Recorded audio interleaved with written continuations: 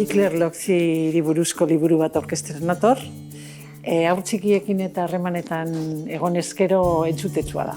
Liburu honen ibilbidea hasten da egin dela 10 urte, Euskal Herriko Unibertsitateko ikerketa egonaldi batekin, eta orduko nagusiak trukean eskatu zian ikertzearekin batera, erderatutako artikulu guztiak hezkuntza eredu honetari honi buruzkoa bilatu lehenengo eta behin, orrastu, zuzendu eta bar, zenen bere ustez nahiko nahasmendu handia zegoen kontzeptuetan eta batez ere bertaratzen zen jendearen galderengatik eta bar.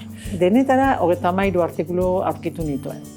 Horietatik 10 Rosa Sensatek argitaratua nahiko bertsio honean, eta iztea zeuden bezalaxe erabaki genuen, beste 3 batekin liburuska txikitsu bat argitaratu genuen urte horretan bertan, eta azkenik geratzen ziren 20 hauekin, egin behar izan genuena izan zen,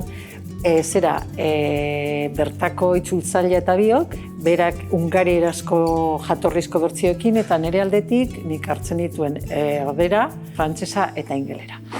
Orduan, orrazten, 4 urte bat eman genuen, denetara 20 horiek artikula, 2018 orderaz argitaratu ziren, eta zer gertatu zen, nik eskatu izan niola nagusiari, Ana Tardosen Ipiklerren alabari, berari, euskeratzeko baimena izatea.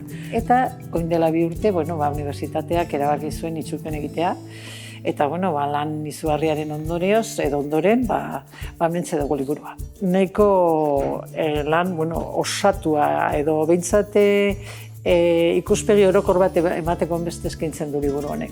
Eta zer gehiago esatea, Bernardo Atxagazioen zerbait, ez da, Euskaldunok denbora gehiago behar dugula. Eta arrazoia dauka, zeren, 2013an hasita, 2022an argitara eta 2010 urteko bide luzea. Azken finean, denbora gehiago behar izan ez gero, emankorra bada denbora ez dago txarto, ez dago gaizki. Kontua litzateke, efektibamente, helburura iritsi izan garela, eta honen irakurleari dagokio, disfrutatzea.